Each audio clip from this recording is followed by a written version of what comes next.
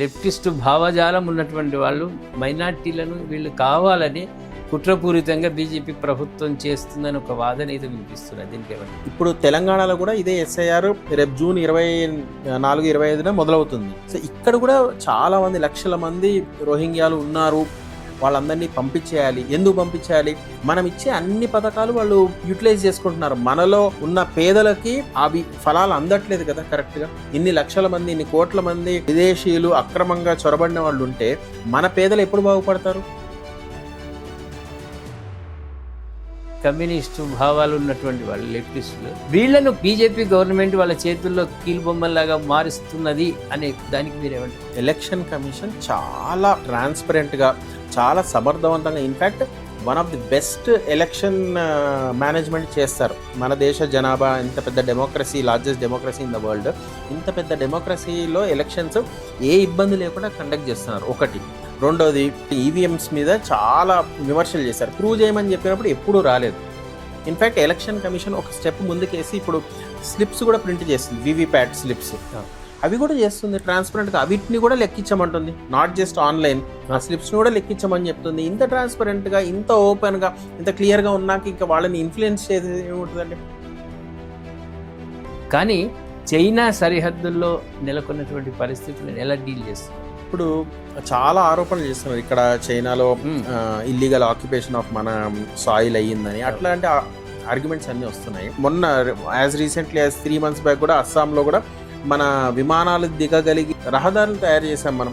సరే, గుజరాత్, రాజస్థాన్లో టెస్ట్ చేసాము మన బార్డర్స్లో. ఇక్కడ నార్త్ ఈస్ట్లో కూడా టెస్ట్ చేసాం. ఆర్మీ అధికారులు ఇంకొకరో కాకుండా స్వయంగా ప్రధానమంత్రి, రక్షణ మంత్రి ఆ విమానాల్లో దిగుతున్నారు. అంత స్ట్రాంగ్గా ఉన్న మనము భూభాగాలు కోల్పోవడము, చైనాతో వీక్ అవ్వడం, ఇవన్నీ ఏమీ లేవండి. అంతా ప్రతిపక్షాల అసంబద్ధ వాదన అని నేను అంటాను.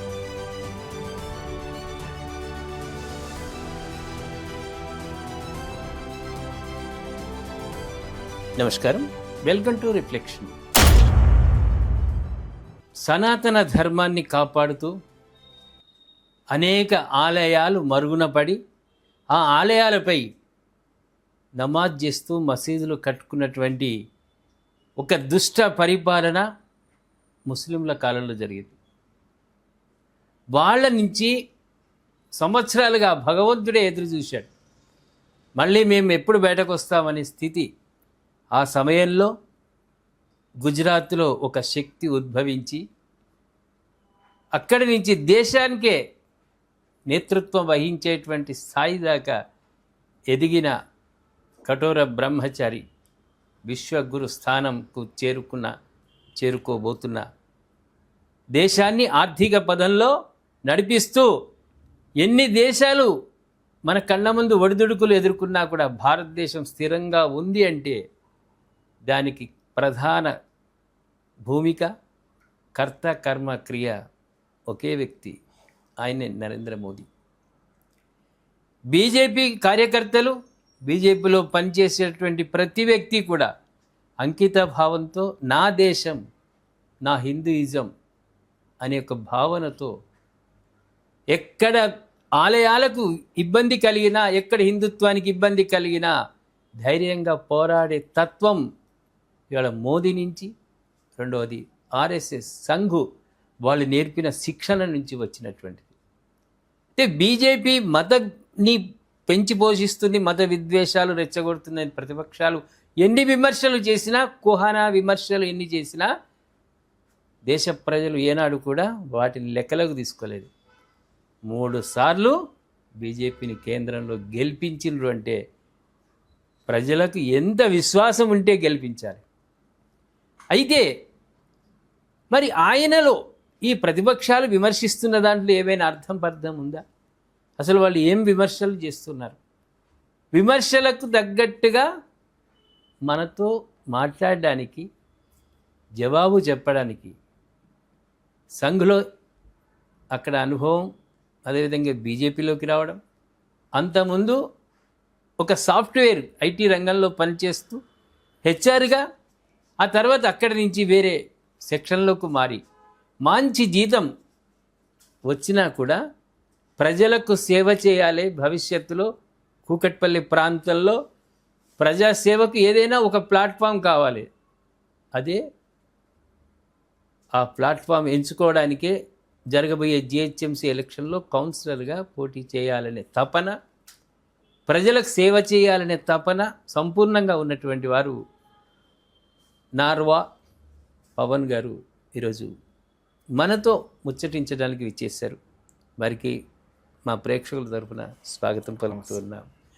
ముఖ్యంగా పవన్ గారు, బీజేపీ 3 టర్ములు అద్భుత విజయాన్ని, 12 సంవత్సరాలు, ఎవరు నరేంద్ర మోదీజీ ప్రధానమంత్రి అయ్యి 12 సంవత్సరాలు. ఈ 12 సంవత్సరాల్లో సరే ఇందిరాగాంధీ రికార్డు బద్దలు కొట్టేసిండు, జవహర్లాల్ నెహ్రూ రికార్డులు బద్దలు కొట్టిండు, ప్రపంచానికే రాయబారిగా మారిండు. ప్రధాని అయినా ప్రపంచానికే అన్ని దేశాలతో సత్సంబంధాలు. ఈయన గుజరాత్లో ముఖ్యమంత్రిగా ఉన్నప్పుడు మా దేశానికి రావద్దని నిషేధించినటువంటి వాళ్ళే రెడ్ కార్పెట్ వేసి స్వాగతం పలికినటువంటిది. అంటే పరిపాలనను ఏ విధంగా మీరు దీన్ని గ్రహించవచ్చు? ఏకత్వ పరిపాలన అనేది ప్రతిపక్షాలు విమర్శిస్తున్నా దీన్ని ఏ విధంగా మీరు చూడగలుగుతున్నారు? ఏ విధంగా చూడొచ్చు అంటే, ఇప్పుడు వాళ్ళు అనుకుంటున్నట్టు ఏకఛత్రాధిపత్యం అవుతుంది అన్నట్టుగా ఇంకేం విమర్శ ఏముందండి? ఒక అవినీతి ఆరోపణ లేదు, దేశం వెనకబడుతుంది అన్నట్టు ఏమీ లేదు.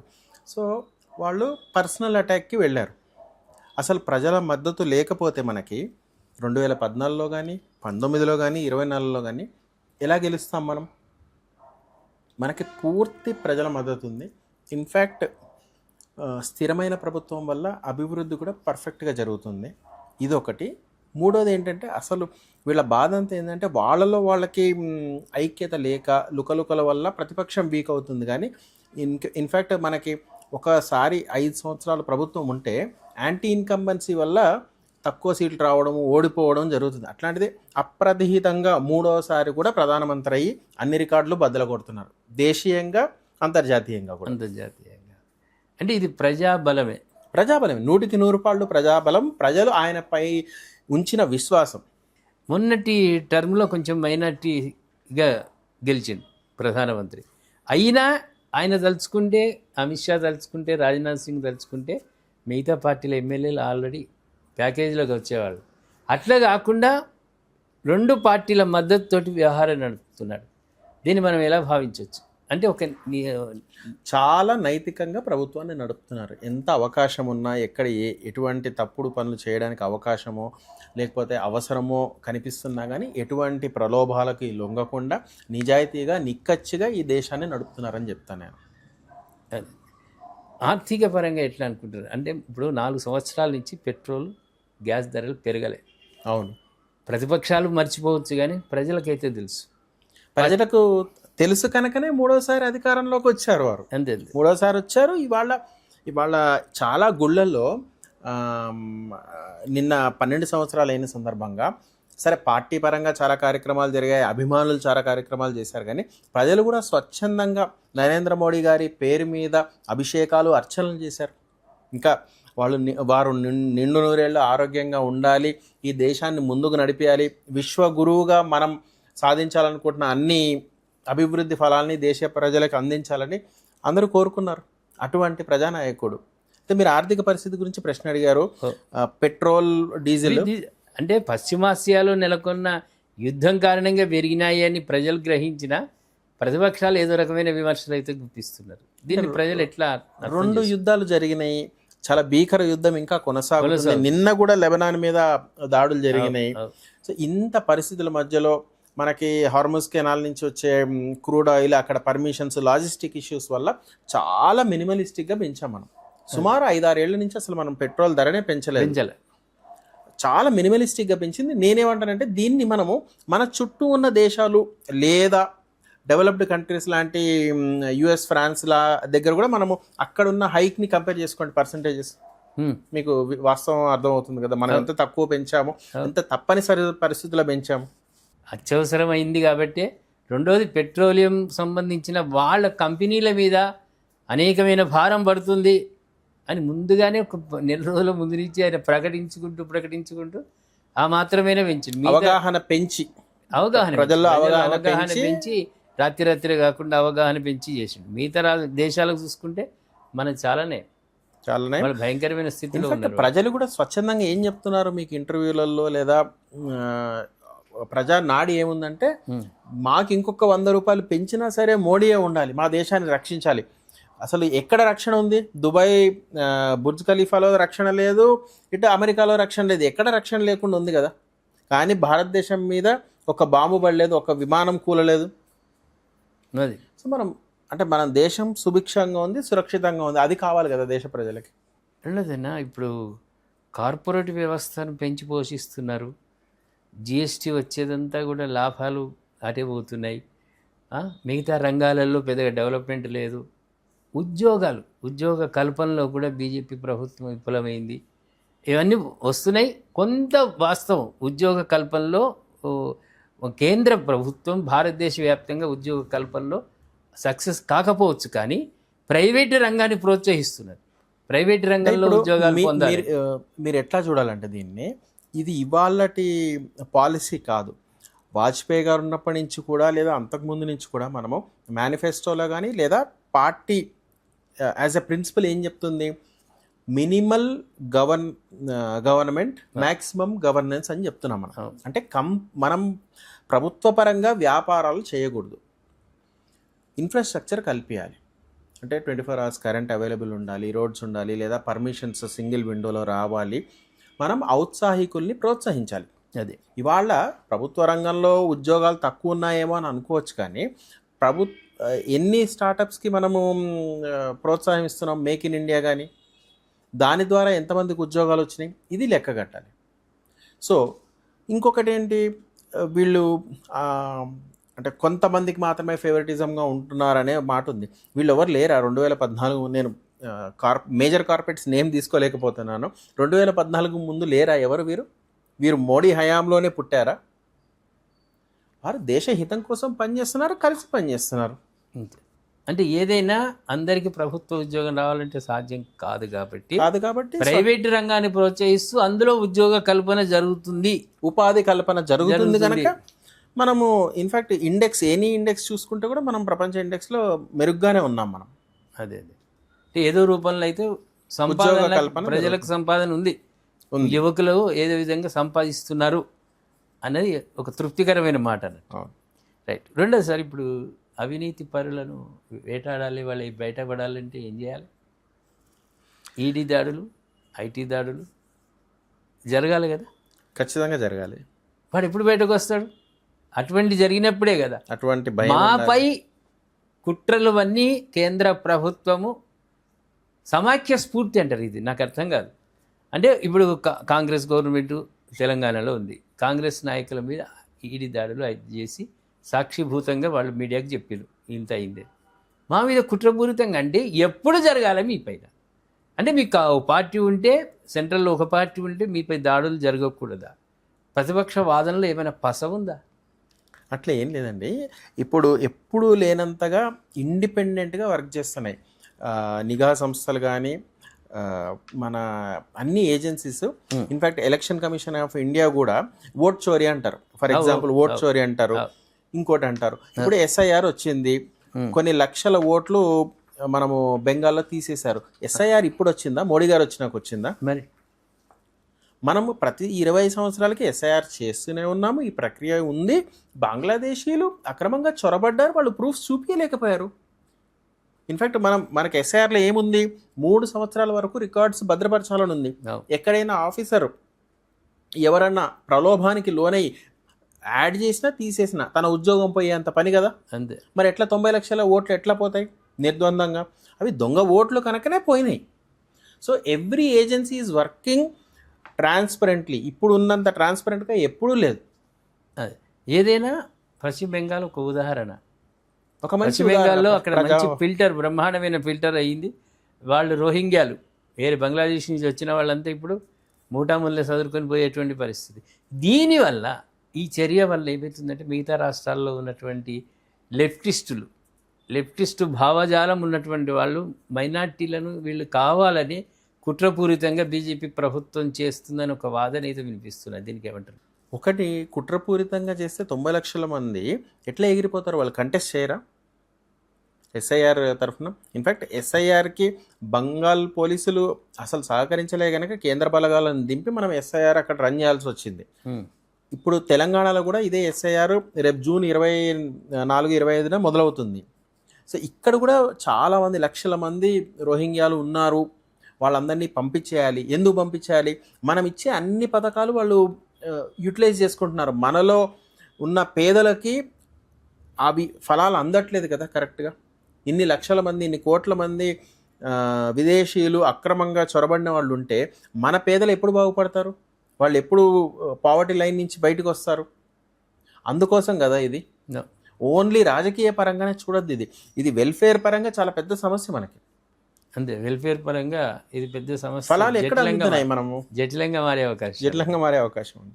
అందుకు రకమైన ఇప్పుడు కూడా వాస్తవానికి తెలంగాణలో కానీ మిగతా రాష్ట్రాల్లో ఒకవేళ ఆ సర్వే చేస్తే చాలామంది బయటపడతారు. బయట పడాలి, వాళ్ళని దేశం దాటిచ్చి పంపించేసేయాలి, వాళ్ళ దేశానికి డిపోర్ట్ చేసేయాల్సింది. అంతే. దీనివల్ల ఈ ఏదైతే సర్వేలు ఇవి నిర్దాక్షిణ్యంగా ఖచ్చితమైనటువంటి తత్వం వడపోత జరుగుతున్నాయి. ఇటువంటివి చూసి కమ్యూనిస్టు భావాలు ఉన్నటువంటి వాళ్ళు, లెఫ్టిస్టులు, న్యాయ వ్యవస్థను ఎలక్షన్ కమిషన్ స్వతంత్ర ప్రతిపత్తి కలిగే, ఇవి రెండు రాజ్యాంగబద్ధమైనా కూడా స్వతంత్ర ప్రతిపత్తి, వీళ్లను బీజేపీ గవర్నమెంట్ వాళ్ళ చేతుల్లో కీలుబొమ్మల్లాగా మారుస్తున్నది అనే దానికి మీరేమంటారు? ఇప్పుడే చెప్పాను కదా నేను, ఎలక్షన్ కమిషన్ చాలా ట్రాన్స్పరెంట్గా, చాలా సమర్థవంతంగా, in fact one of the best election management చేస్తారు. మన దేశ జనాభా ఇంత పెద్ద democracy, largest democracy in the world, ఇంత పెద్ద డెమోక్రసీలో ఎలక్షన్స్ ఏ ఇబ్బంది లేకుండా కండక్ట్ చేస్తున్నారు. ఒకటి. రెండోది, మనకి ఈ ఎలక్ట్రానిక్ ఓటింగ్ ఈవీఎంస్ మీద చాలా విమర్శలు చేశారు. ప్రూవ్ చేయమని చెప్పినప్పుడు ఎప్పుడూ రాలేదు. ఇన్ఫ్యాక్ట్ ఎలక్షన్ కమిషన్ ఒక స్టెప్ ముందుకేసి ఇప్పుడు స్లిప్స్ కూడా ప్రింట్ చేస్తుంది, వీవీప్యాట్ స్లిప్స్, అవి కూడా చేస్తుంది ట్రాన్స్పరెంట్గా. అవిటిని కూడా లెక్కించమంటుంది, నాట్ జస్ట్ ఆన్లైన్, ఆ స్లిప్స్ని కూడా లెక్కించమని చెప్తుంది. ఇంత ట్రాన్స్పరెంట్గా, ఇంత ఓపెన్గా, ఇంత క్లియర్గా ఉన్నాక ఇంకా వాళ్ళని ఇన్ఫ్లుయెన్స్ చేసేది ఏముంటుందండి?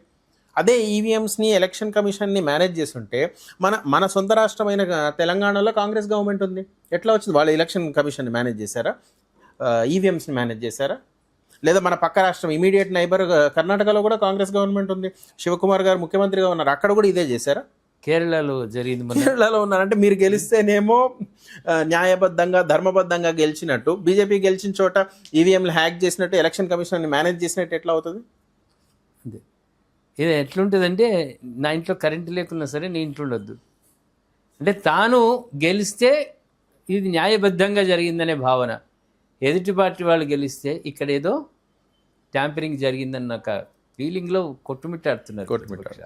రెండోసారి ఇప్పుడు ఇవన్నీ అంటే బేస్లెస్ ఎలిగేషన్స్ అని అనొచ్చు మనం. అంతే, బేస్లెస్.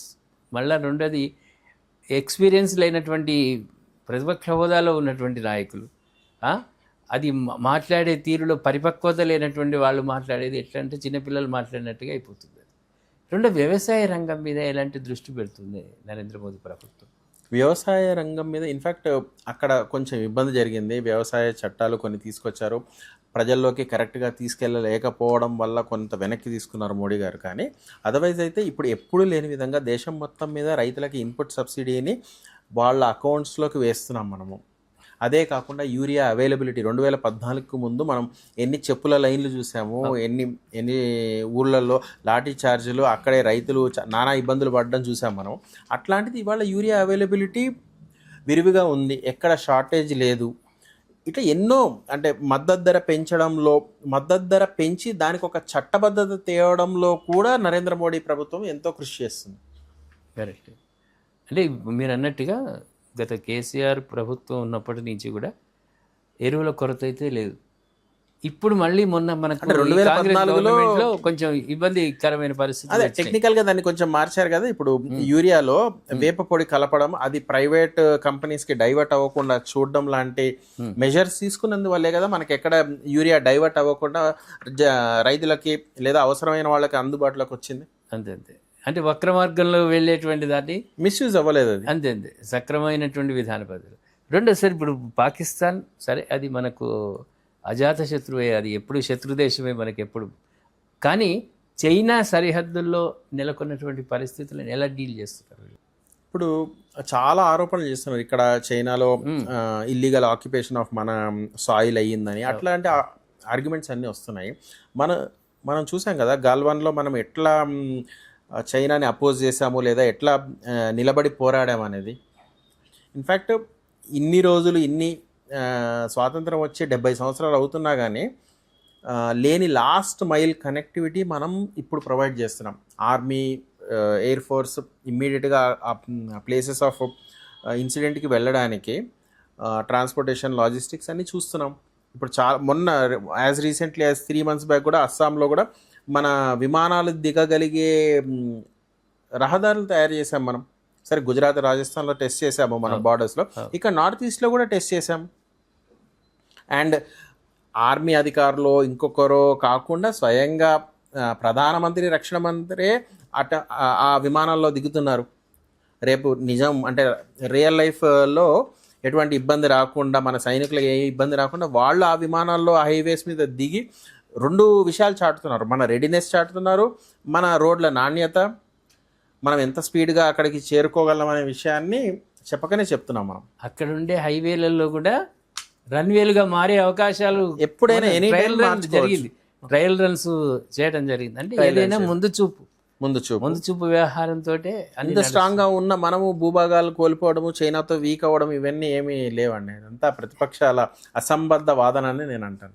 అంతే ఊకదంపుడు ఉపన్యాసాలు తప్ప దాంట్లో వాస్తవానికి అయితే అక్కడ చైనా దగ్గర ఎక్కడ కూడా ఆక్రమం జరిగింది అయితే లేదు. ఇన్ఫాక్ట్ మన కాంగ్రెస్ పార్టీ మిత్రులే చైనాతో అంటకాగుతున్నారు. అంతే.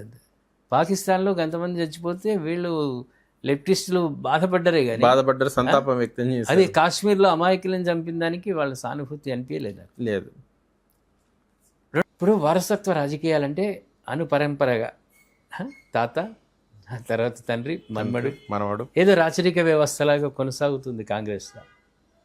ఇప్పుడు ఈ మోదీజీ ఒక శక్తి స్వరూపంగా విశ్వగురు స్థానంలో ఉన్నటువంటి మోదీజీ ఉన్నన్ని రోజులు ఆయన శాశ్వతంగా ఉండాలి, 100 సంవత్సరాల మీద బతకాలని అందరూ కోరుకుంటున్నారు.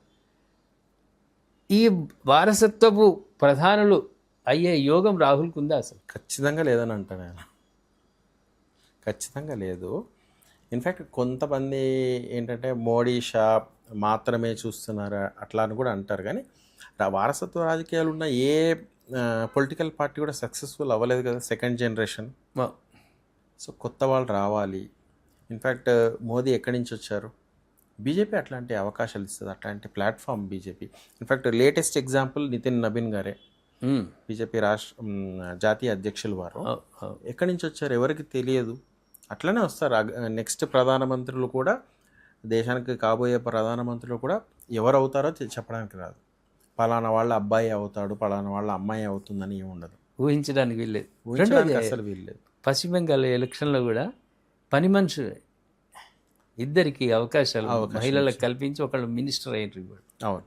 అంటే బీజేపీ అట్టడుగునున్నటువంటి వాళ్ళని గుర్తించి వాళ్ళకు ఒక పదవులు ఇవ్వడంలో సఫలమైందంట. ఇది ఒక్క చోట అవ్వలేదండి. లాస్ట్ 15-20 ఏళ్ల నుంచి చూసుకుంటుంటే బీజేపీ అధికారంలోకి వస్తున్న ప్రతి రాష్ట్రంలోనూ కూడా ఒక అర్హురాలికే పట్టం కడుతున్నారు. మనం చండీగఢ్లో చూస్తే కూడా లాస్ట్ టైం మేయర్ చెత్త అంటే కార్పొరేషన్ వర్కర్. సో అట్లాంటి చాలా ఎగ్జాంపుల్స్ ఉన్నాయి మనకి. మిగతా ప్రధానమంత్రి కూడా ఎవరు అవుతారో చెప్పలేము. అంతే, ఊహించని విధంగా మార్పులు జరగవచ్చు. కరెక్ట్ మీరు అన్నది. రెండోసారి కాశ్మీర్ అంశం ఎంత ఘోరాతి ఘోరంగా ఉండే అంటే కాంగ్రెస్ పరిపాలనలో మన జెండా పట్టుకొని కాల్చినా కూడా వాళ్ళని ఏమనలేనటువంటి స్థితి. ఆర్మీ వాళ్ళ మీదకి రాళ్ళు విసిరి పాకిస్తాన్ జిందాబాద్ అనేటువంటి స్థితిలో కబంధ హస్తాల్లో ఉన్నటువంటి కాశ్మీర్ను ఒక్క 370 జీవో రద్దుతోటి మళ్ళా పునర్జీవనం పొందింది. అది దీన్ని ఎట్లా మనం అర్థం చేసుకోవాలి? ఇన్ఫ్యాక్ట్ మీరు ఇందాక అడిగిన ఒక ప్రశ్న, కుటుంబ పాలనకి కాశ్మీర్ బెస్ట్ ఎగ్జాంపుల్. ఎందుకంటే కాశ్మీర్లో కూడా 2 కుటుంబాల పాలన జరిగింది. అబ్దుల్లాస్ కానీ ఇటు ముఫ్తీ మొహమ్మద్ సయీద్ కానీ 2 కుటుంబాల కలహము ఒకటి. రెండవది అక్కడ ప్రత్యేక రాజ్యాంగము, ప్రత్యేక గీతము ఇవన్నీ ఉండడము, వాళ్ళకి. సో మొదటి నోటుబందీతో వాళ్ళ వెన్ను విరిగింది, సైన్యంపై రాళ్ళు రువ్వడం ఇవన్నీ చాలా వరకు తగ్గిపోయింది. టెర్రరిజం అనేది ఈ నోట్బందీతో చాలా వరకు పోయింది. రెండో పెద్ద దెబ్బ లేదా ఫైనల్ బ్లో ఆర్టికల్ 370 రద్దుతో జరిగింది. ఆర్టికల్ 370 తర్వాత మహిళలకి, దళితులకి అందరికీ హక్కులు వచ్చినాయి. అక్కడ మన రాజ్యాంగం అమలైంది, కంప్లీట్ రాజ్యాంగం అమలైంది. ఇంకోటి చాలా సంవత్సరాల తర్వాత మీకు లోకల్ బాడీ ఎలక్షన్స్ జరిగింది, ఫ్రీగా ఫెయిర్గా జరిగినాయి. టూరిజం మల్టీఫోల్డ్ పెరిగింది. ఇంకా ఇంత జరుగుతున్నా కానీ ఎక్కడో మా కుటుంబ పాలనకి అంతం పడింది అనే అక్కసుతో వాళ్ళు మాట్లాడడమే తప్ప ఏముంది అక్కడ? అంతే. ఇక మళ్ళీ రాదు మా అన్న గుత్తాధిపత్యం పోయింది అనే బాధ తప్ప వేరే బాధలు ఏం లేవు. ఇప్పుడు ఈ బీజేపీ పాలిత రాష్ట్రాల్లో సనాతన ధర్మం అద్భుతంగా నడుస్తుంది, బ్రహ్మాండంగా. ఎక్కడ దీనికి ఇబ్బంది కలుగుతుంది అంటే బీజేపీ ప్రభుత్వాలు లేని రాష్ట్రాలలో మాత్రమే హిందువు భయపడేటువంటి స్థితికి వచ్చింది. భవిష్యత్తులో ఇప్పుడు మనం లెక్క పెట్టుకుంటే 3 రాష్ట్రాలు 4 రాష్ట్రాలలో లేదు, వచ్చేటువంటి స్థితి ఉందా? ఆ పరిస్థితి ఉందా వాళ్ళ అధికారంలోకి? ఖచ్చితంగా. అంటే మిగిలిన రాష్ట్రాల గురించి కూడా మిగిలిన రాష్ట్రాల్లో కూడా వస్తుంది. సరే, తెలంగాణలో అయితే ఖచ్చితంగా వచ్చేది బీజేపీ ప్రభుత్వమే. దానికి సంకేతమే మోడీ గారు బెంగాల్లో అనితర సాధ్యమైన విజయాన్ని సాధించి నెక్స్ట్ ఆయన పర్యటన తెలంగాణలోనే. ఆయన చెప్పకనే చెప్పారు, ఇక్కడ తెలంగాణలో మాదే అధికారం రాబోతుంది అనే మాట చెప్పారు. సో తెలంగాణలో ఖచ్చితంగా నెక్స్ట్ బీజేపీ గవర్నమెంట్. మీరు ఒక బీజేపీ నమ్ముకున్నారు, ఇంతకుముందు సంఘ్లో మీరు పనిచేసినటువంటి వ్యక్తిగా మీకు అనుభవం, ప్రజల్లో నిరంతరం తిరుగుతున్నారు. ప్రజల యొక్క నాడి ఏ విధంగా ఉంది? ప్రజలు కోరుకుంటున్నారండి బీజేపీని. ఇప్పుడు లాస్ట్ ఎలక్షన్స్లో బీజేపీకి 8 అసెంబ్లీ సీట్స్ మాత్రమే వచ్చినాయి. అరే వీడు ఓడిపోయిండు అని ఎవరు అనట్లేదు. అయ్యో ఓడిపోయారు, గెలవాల్సింది బీజేపీ, గెలవాల్సింది కేంద్రంలోనే కాదు రాష్ట్రంలో గెలవాలని ప్రజలు అనుకుంటున్నారు. అదే పార్టీ పరంగా సరే మేము గెలవాలని మేము అనుకోవడం కాదు, సామాన్య ప్రజలు కూడా బీజేపీ గెలవాలి, బీజేపీ వస్తే సుపరిపాలన వస్తుంది. మోడీ గారు అదే కదా చూపించింది, 12 సంవత్సరాల్లో సుపరిపాలన. ఎన్ని ఎయిమ్స్ పెరిగినాయి మనకి, ఎన్ని విమానాశ్రయాలు పెరిగినాయి, ఎన్ని కొత్త ట్రైన్స్ ఇంట్రడ్యూస్ అయినాయి. ఇన్ఫ్యాక్ట్ రైల్వే ఎంప్లాయీస్తో ఎవరన్నా మాట్లాడితే మీరు వాళ్ళ సౌకర్యాలు ఎట్లా పెరిగినాయి, రైల్వే ప్యాసింజర్స్తో మాట్లాడితే ఎట్లా లేట్ అరైవల్స్ తగ్గించారు, ఎన్ని సర్వీసెస్ పెంచారు, ఇట్లా ఏ రంగంలో మాట్లాడుకున్నా మనం, హైవేస్ ఎంత పెరిగినాయి, ప్రతిదీ చిన్న టేబుల్ వేసుకుంటే 2000 బిఫోర్ 2014 ఆఫ్టర్ 2014 చాలా సింపుల్. సుపరిపాలన అంటేనే మోడీ గారు మొత్తం చూపించారు. సో అదే మనం చూడబోతున్నాం తెలంగాణలో కూడా. బీజేపీ సర్కారు రాగానే సుపరిపాలన అంటే ఏంటో ఈ ప్రజలు చూడబోతున్నారు. రెండోది, మన స్థానిక సంస్థల ఎన్నికల్లో కూడా బీజేపీ తన హవాన్ని చాటుకున్నది. కాకపోతే గ్రామ సర్పంచులు పార్టీ రహితం కాదు, వాళ్ళకి అతీతంగా వాళ్ళు ఉన్నారు కాబట్టి అక్కడ కొంచెం మనకు సంఖ్య తెలవకపోవచ్చు, కానీ చైర్మన్లు కౌన్సిలర్ల దగ్గర బాగానే జరిగింది. ఇప్పుడు రాబోయే జిహెచ్ఎంసీ ఎలక్షన్లో కూడా ఇంతకుముందు కంటే ఎక్కువ స్థానాలు గెలిచే అవకాశం ఉంది హైదరాబాద్లో. ఖచ్చితంగా ఉందండి. ఇన్ఫ్యాక్ట్ బీజేపీని అర్బన్ పార్టీ అని, ఎడ్యుకేటెడ్ క్లాస్ పార్టీ అని అంటాం మనం. రూరల్లోనే అంత డంకా బజాయించి వచ్చాము, అర్బన్లో ఖచ్చితంగా గెలవబోతున్నాం మనం. ఇప్పుడు మూడుగా విభజించారు. సో ఖచ్చితంగా మనం బీజేపీ జెండా ఎగరబోయబోతుంది మన జిహెచ్ఎంసీ ఎలక్షన్స్, కార్పొరేషన్ ఎలక్షన్స్లో. భవిష్యత్తులో కూడా బీజేపీ తెలంగాణలో అధికారంలోకి వస్తుంది. ఆ దిశగా. మీకు ముఖ్యంగా కార్యకర్తలకు ఎలాంటి శిక్షణ తరగతులు ఉంటాయి అసలు బీజేపీలో? కార్యకర్తలకి రెగ్యులర్గా ట్రైనింగ్ ప్రోగ్రామ్స్ ఉంటాయి. ప్రతి 3 సంవత్సరాలకు ఒకసారి ప్రశిక్షణ ఉంటుంది.